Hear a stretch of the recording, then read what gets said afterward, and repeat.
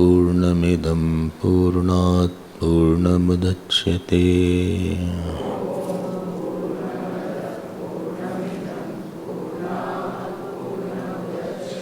पूर्णस्य पूर्णमादाय पूर्णमेवावशिष्यते।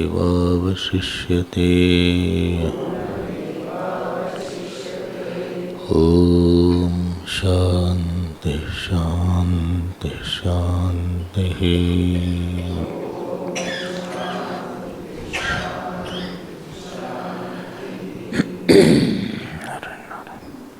We had seen yesterday the meaning of the word Upanishad and also the structure of the Brihadaranyaka Upanishad. So, Brihat means big. So, Granthatah Arthatascha Brihatvat. In the size of the number of mantras and in the meaning also, this is called Brihadaranyaka. So textually and content-wise, textually also and content-wise, it is the biggest Upanishad. And why so much big Upanishad is required? The length of teaching depends on the depth of ignorance.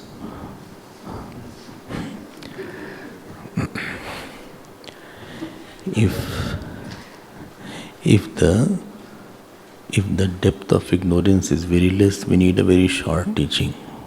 Therefore, Chatushloki Bhagavat is there. Chatushloki Bhagavat was told by Bhagwan Narayan to Brahmaji. So, whole Bhagavat in 4 shlokas. But why we have to study such a big Bhagavat? Because these 4 shlokas don't make much difference.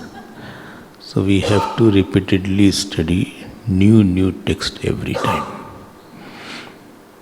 so that the intellect does not waver from any direction. Dardyartham, for establishing the drinata in our knowledge. Dardyartham. So this is called Brihat. And why Aranya?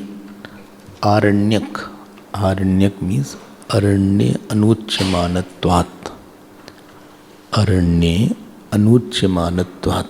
That which is generally studied or learned in the forest. Forest, don't take a literal meaning. Forest means in the withdrawn life. Sannyas or Vanaprastha-ashram is a withdrawn life.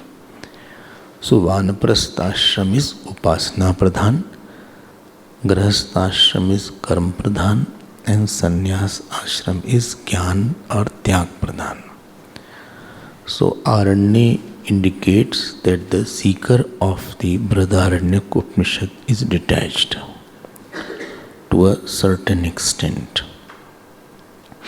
And therefore it is called Brihadaranyaka. I hope this word is now clear.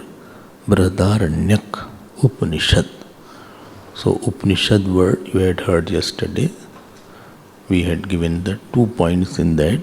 Dukkha Nivartakatvat Ananda Praptatvatcha, which removes all sorrows and takes you to all joys. And beautiful point of this Upanishad is that it contains the most famous commentary. Bhagavan Shankaracharya has written commentaries on major 10 Upanishad, but commentary on this Upanishad is his masterpiece. That is a very elaborate bhashya is written. So Brihadaranyaka Upanishad Bhashyam is double the size of Chandogya Upanishad Bhashyam is there. Okay, that is almost double the size, and therefore the importance of any commentary is judged by how much other people have commented on that commentary. So there, I had yesterday mentioned that Vartikar, called Sureshwanacharya, wrote another Vartik commentary on these commentaries, which is called Bradaranyak Vartikam. So that is called Vartik. This word you have to know. So the Vartik, the definition of Vartik, just for knowing sake, you should know that Uktam Anuktam Uktam Duruktam and Duruktanam Chinta Yatra Vartate Tam Grantham Vartikam Prahu. So what do you mean by said? Chinta, that means he is commenting on what is said on the main Upanishad. Anuktam means what is not said also. Third point, Duruktam, what could have been said in a better manner, that also he has to write in that. Very difficult. So Uktam, Anuktam, Duruktanam, Chinta, Yatra Vartate, Tam Vartikam Prahu. That is called the Vartik.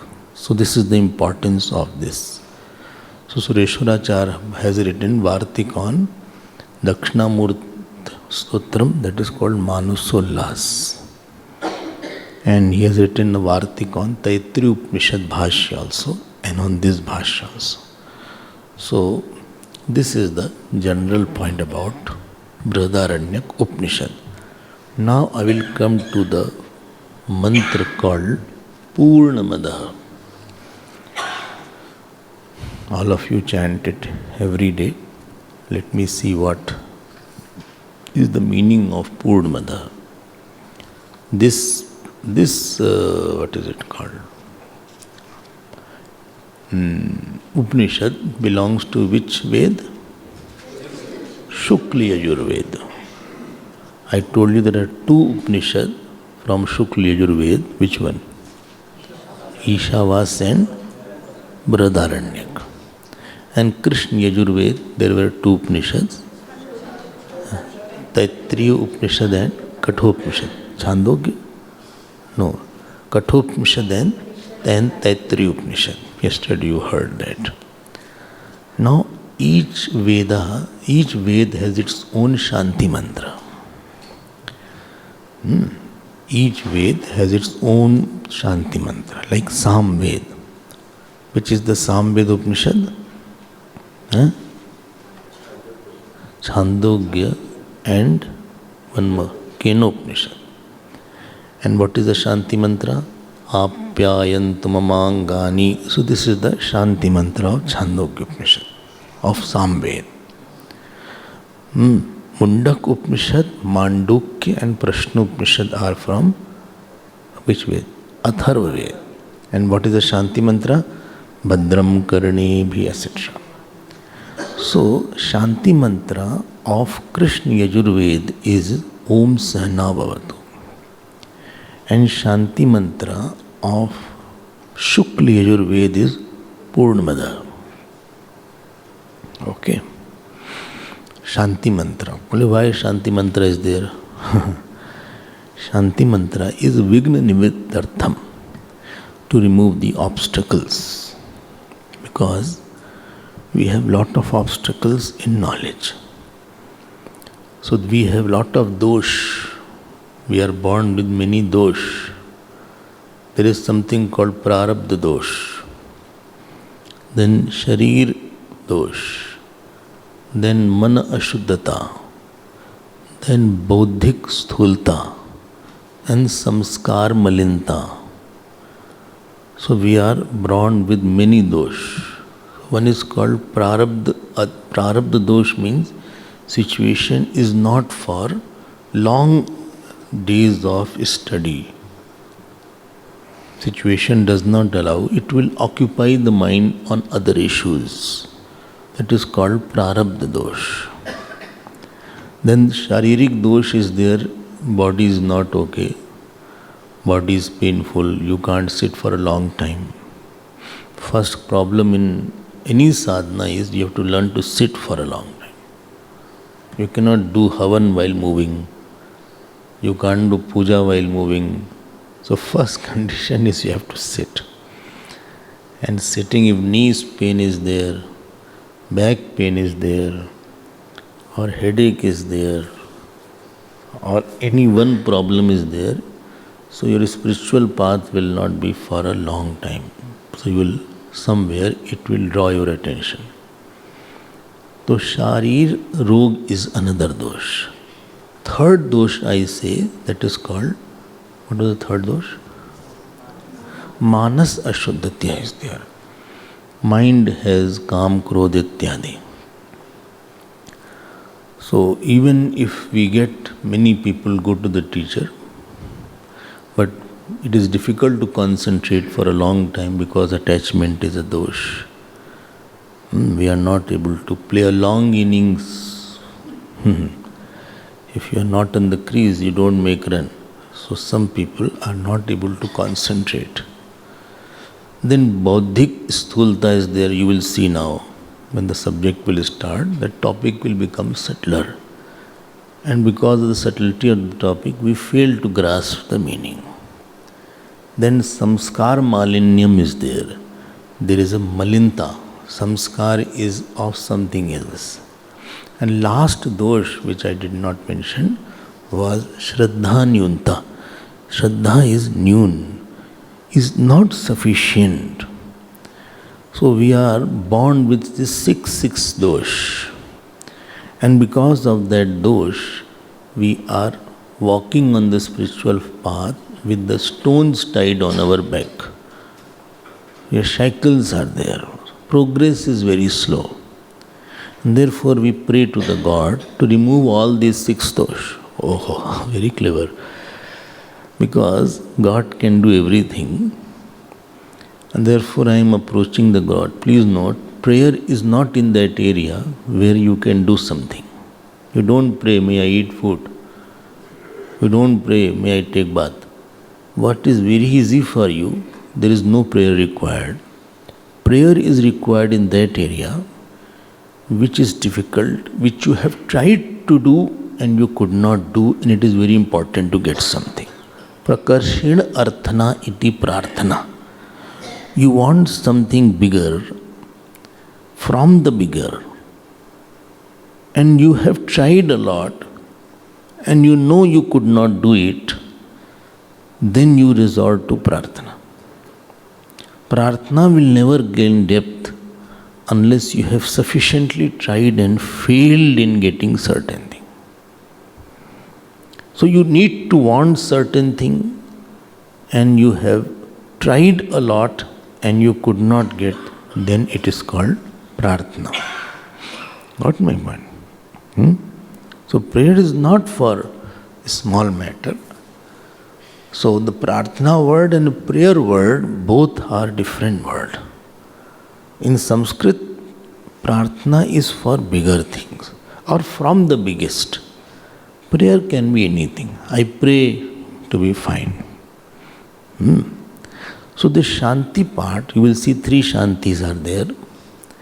So this is for removing of this big vigna is there. Vigna nivrityartham. Okay. So it is possible that we are caught up in some, either of the 6 matters can hamper our spirit. If somebody is not progressing and he wanted to progress, either of the 6 obstacles are there. If either or all also, it depends. So all the obstacles also may be in one life. So he will want, but his punya is less, and therefore there is very slow, screeching kind of progress is there. And therefore we do regular prarthana. Okay. So if prarthana is not there, so Prarthana means that which is in your mind you have to put into words to melt the heart of the Lord so that my desire becomes His desire. Melting of the heart is the lakshya of Prarthana. Because that God who can give sari to Draupadi and who can come to protect Gajendra, He can protect me also. What you want little only, He has in infinite measure. Okay. He can do anything. He can give you best of the situation. He can give you quiet mind. He can give you subtle intellect as He gave to Kalidas. He can change your samskar. He can give you shraddha. There is nothing which God cannot give me. And therefore, sometimes the people use the word even God can't help. This is all wrong. God can do any help. So, who can create the whole world? Why can't He create my sort out my simple problem? Who can destroy the whole world? Can't He destroy small problems of my life? And therefore, Prarthana is that. Now let me go ahead. Upanishad is very big, so I am cutting myself short. So there are three kinds of Prarthana. What are three? Shanti Path, you can say. One is called Vastu Nirdeshatmak Shanti Path. Other is called Namaskaratmak Shanti Path. And third is called Ashirvadatmak Shanti Path. Okay. Three I said. First was Vastu Nirdeshatmak, which is telling about the nature of the self straight away. Second was Namaskaratmak. Namo Brahmane Namaste Vayo Tvameva Pratyaksham Brahmasi Tvameva Pratyaksham Brahma Vadishyami Ritam Vadishyami Satyam Vadishyami. So this is called Namaskaratmak. I am offering Namaskar. Namaskar means Name. Whatever is there is not mine and I am also yours. Any relation is sustained by Namaskar only. If any relation, I don't say that I am for you also, then that relation gets strained up. So Namaskar means I offer myself completely. I will bow down to you. O Lord, whenever there will be clash between my desire and your desire, I will withdraw my desire. I am always smaller than you. Anything you want to get, it is only by becoming humbler and smaller. Okay? Nobody can get. External thing Prarabdha can give you. Prarabdha can give you body, Prarabdha can give you money. But love, to get love, you need your Namaskar. That means the person from whom you want the love, in front of him, I should be at least becoming, say, smaller. Nobody can become bigger and he can get love. This is the law. So Namaskar is very important. Therefore in Rudram, Namakam is there. Many times Nama is come. So house is bound by Namaha.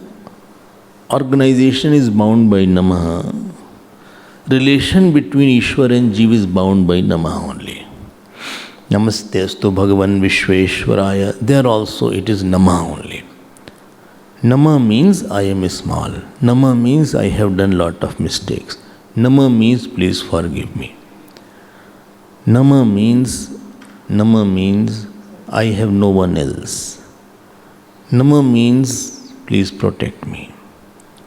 Nama means I admit my mistake.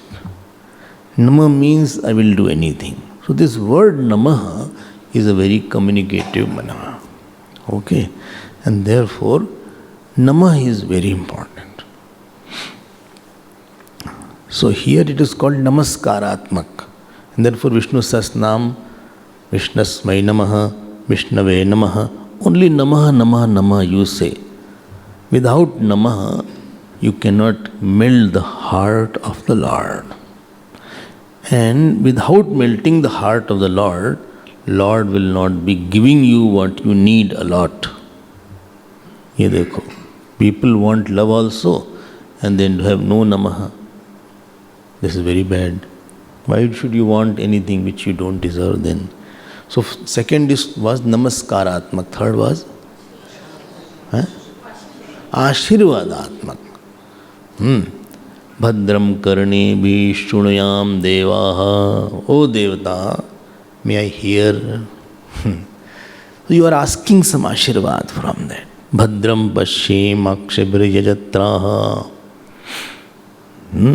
So this is called you are asking something. This is called Ashirvadatmak. Sthirai angaihi stushtuva gamsastanubhi. All are asking only. Swasti na indro vruddhashravaha. Vruddhashravaha. Swasti bhavat. On me he may be very pleased. Sahana bhavatu. May he protect. He is asking something. Please note, before asking 1 or 2 points, we have to melt his heart. We have to get his ears before asking. So this is called, which is stuti, which Shanti part? Ashirvadatmak Shanti part. Now Purnamada is a typical Shanti part. This is out of 3. It is neither Namaskaratmak, it is neither Ashirvadatmak, it is Vastu Nirdeshatmak Namaskar. I am not asking in this Purnamadaha, I am just telling the nature of the self. And therefore this is very starting mantra itself is a little, not that easy mantra. As easy to chant Purnamada. One boy was there, I asked him which mantra you like, he said Purnamada. I was very happy.